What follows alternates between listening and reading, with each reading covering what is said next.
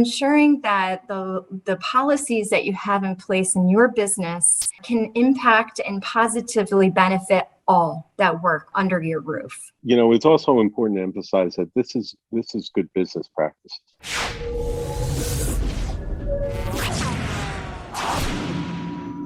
The environment is a concern for everybody. And a lot of people are very concerned about how big companies and even small companies affect the environment with what they're doing and how they dispose of basically things they don't need and waste and all of that. We're going to talk a lot about ESG, environmental social governance, today with Amy Ryan and Mario Cometti. Welcome back. Welcome back. Hi, Chris. Glad to be here. Good morning. Thanks for having us. Oh, it's my pleasure for sure. And one of the main catalysts for prompting this interview was something about an award. And I want to let you both, because I'm a little ignorant on it, so I'm going to learn with the audience. So, what is this ESG award that I keep hearing about that sounds fascinating? It's called the High Peaks Impact Award. And it's been in the works for literally over a year. It has somewhat been delayed by the pandemic, but the University of Albany Business School has decided to award a company or business that best exemplifies the principles of ESG. So it really is a big event, big deal. As far as I'm aware, one of the only such awards in the country. And it is going to help establish and confirm the University of Albany's, stature in this area, both as an educator and as a motivator. So we're very excited about it. It's taking place on October 15th. And Amy, why don't you give some details as what's going to take place that day? Sure. Thanks, Mario. So, Chris, like we were saying, we're real excited about the opportunity to publicly discuss the High Peaks Impact Award. It's been a labor of love with multiple small businesses working together through the pandemic to make this a reality. With the partnership of the University of Albany School of Business, specifically with the leadership of Dean Sen, we've been able to really discuss what this event will be and how will it look. So on October 15th, we are going to be hosting a symposium that's open to the local community that will have several sessions with leaders within the business community as well as the environmental social governance world to just share their thoughts and feedback from in an open session about what is environmental social governance, what is the importance of it to anyone's business as well as themselves, and how can it specifically impact the capital region onto the North Country as a return. The vision of this award is that it will start with our immediate community, but we hope that it will scale and grow as the interest within this grows. Mm-hmm. What I will say, though, proudly, is that ESG Strategies, Mario's and my firm, we are the founding company supporting and developing, ideating this award. Wow. That's a wow. I mean, that's a soundbite. This is like amazing. Now, the award wow. It's been a lot of hard work.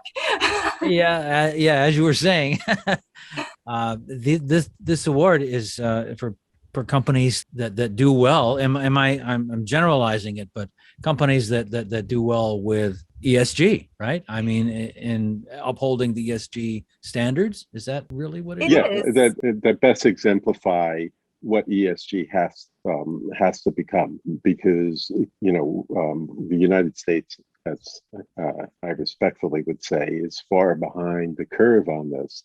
Mm-hmm. It's a worldwide business initiative, philosophy, process, whatever, all-encompassing viewpoint of how to conduct a business, how to do it in a socially responsible way, but also in a way that is more transparent and more efficient, utilizing what most businesses would consider best practices.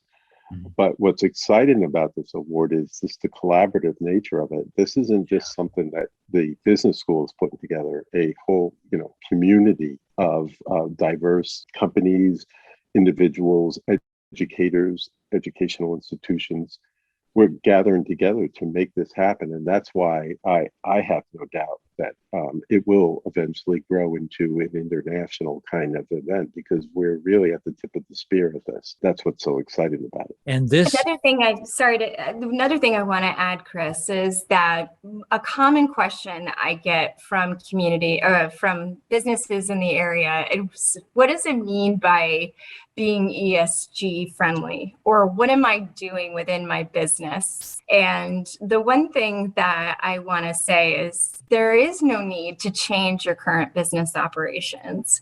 If you are doing something in any of the areas that are within environmental social governance, and the awards website that's posted in the University of Albany's link will give you some more clarity on what that specifically means. And this Friday, we hope to go live with our specific website so people can nominate online, but we can talk more about that. Okay. Yeah, I totally agree with Amy. There's this misperception out there that it's only has to do with the environment. And obviously, the environment is a crucial part of the process of the entire ESG system. But as Amy and I have spoken to other people and businesses, you can't have the environmental responsibility unless you have the right social and governance aspects in place, because the governance is making sure that there's adequate control over how the company is affecting the community.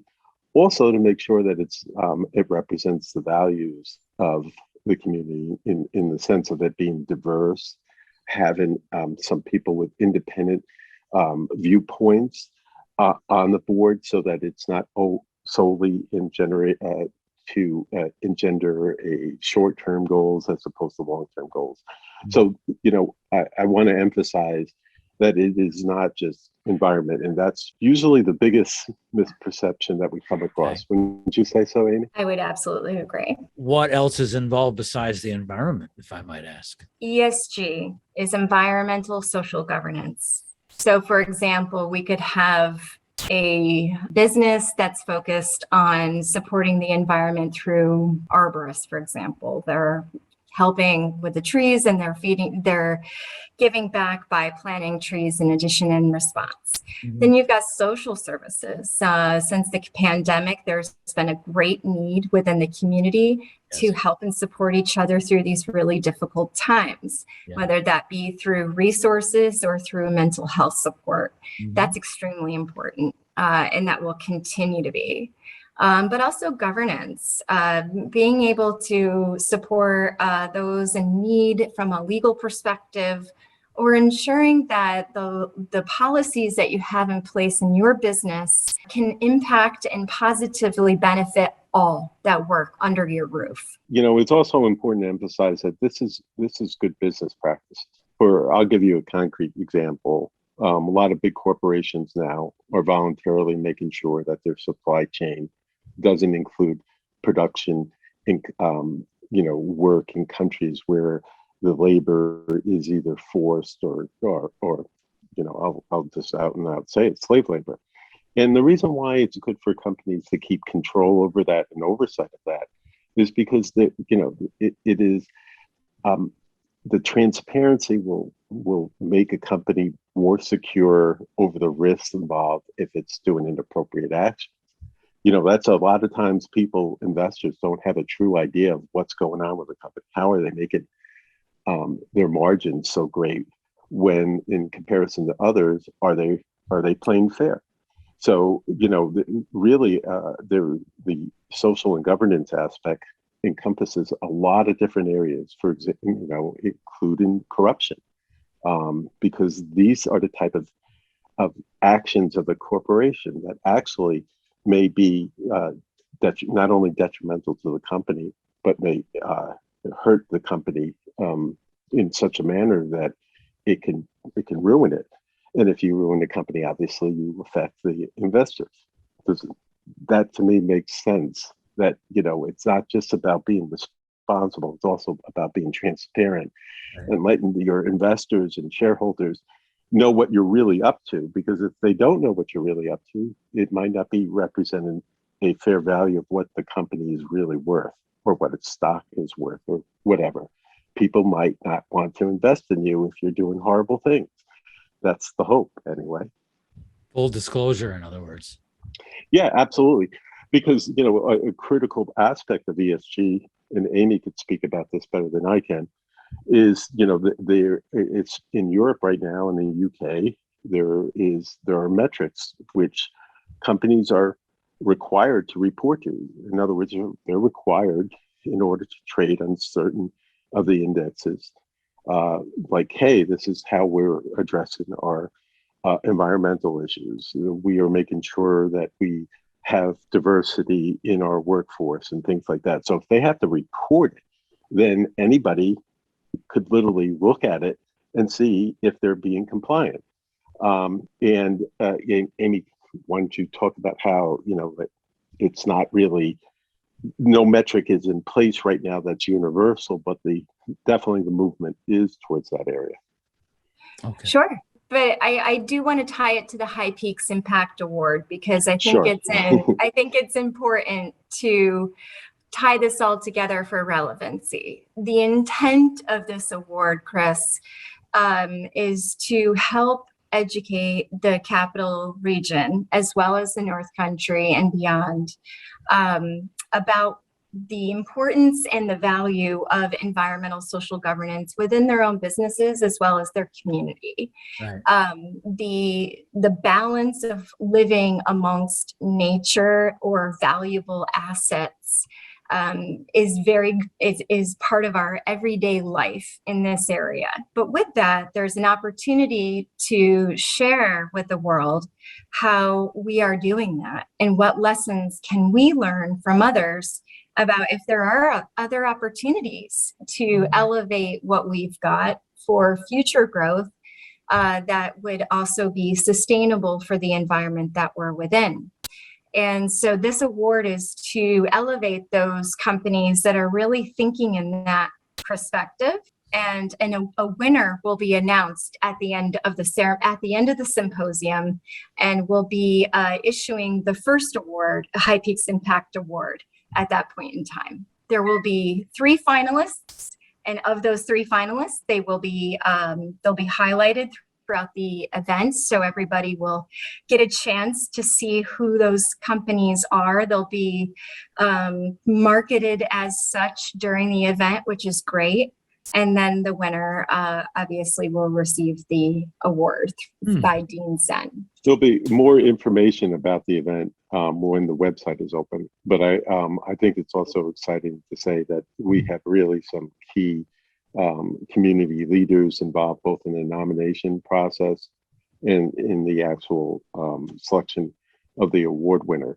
And we're pretty excited about the people who are going to be participating in it. What's the website going to be? The website, there'll be a link. You basically, if you Google High Peaks Impact Award or go to the Albany Business School website, there'll be information there. It's as simple as that. You just Albany. But we'll blast it through social media. It will be in local media communications all throughout, because University of Albany will host a link on their home webpage, different departments and schools, just to really make sure that we get the canvassing out to the greater community, no matter where or how rural you are. This is just an amazing thing. It's like an incentive to do well for these companies. It's an incentive to basically clean up their act or keep it clean. I guess it might be the better way to say it, because if they're going to get an award, if they're nominated, they're doing a pretty good job already. So and being recognized for that is just a great thing. I think it's more than an incentive. It's more of like, thank you. And we see what you've been doing, and we see how you've acted as a leader in the community. And it's an opportunity for other businesses to see that. There is an extreme value in being able to market your business as having ESG, or environmental social governance, values and policies embedded within the business, your business as a whole, as well as the product that you are giving or producing for the community. It's an extremely interesting point for investors, family offices, the venture capitalist funds, angel investors.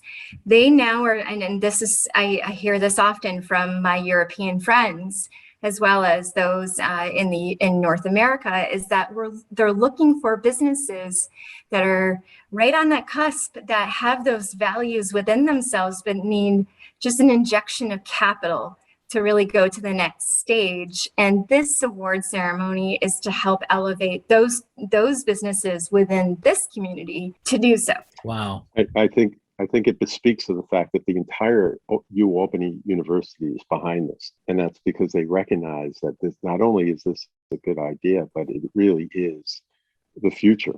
Businesses are going to have to be familiar with ESG, its principles. I'm quite proud of the fact that Albany has not only embraced it, but has really stood behind this award in terms of just making the entire public aware of the importance of it. I mean, it's very impressive. Plus, I'm an alumni. University. Well, that bespeaks it. I'm not, and I think it's fantastic that they're doing this, and yes, not many universities have the foresight to do something as important and exciting as this. Agreed. This is great. Mario Cometti, Amy Ryan, ESG Strategies. Yes. What a great concept. And we're going to follow up on this. And I think you just invited me down to cover this symposium, didn't you? I sure did. Yes. I really hope the bow will show up and be there. Okay, here's a good rhyme for you. The bow will show. Yes. That's great. I love it. Bow knows and he will show. And he'll do that too. This is exciting. It's been a very difficult year, and there's a lot of things going on right now that it's overtaking the people's attention, and it feels like there's a lot. This is a positive opportunity to give back in a way that people need right now. So we're really excited and proud. Yeah, you should be. Congratulations on the formation of your company and continued success. And we'll be covering it a lot. Personally, I will, through the bow knows who is changing the world. That's an appropriate title for what we're talking about. Who is changing the world? Well, you two are right now. So that's thank you. Yes, you're welcome. That's how that goes. We'll talk soon. Can you do this? Talk soon. No, I can't. I've tried. Well, live long and prosper.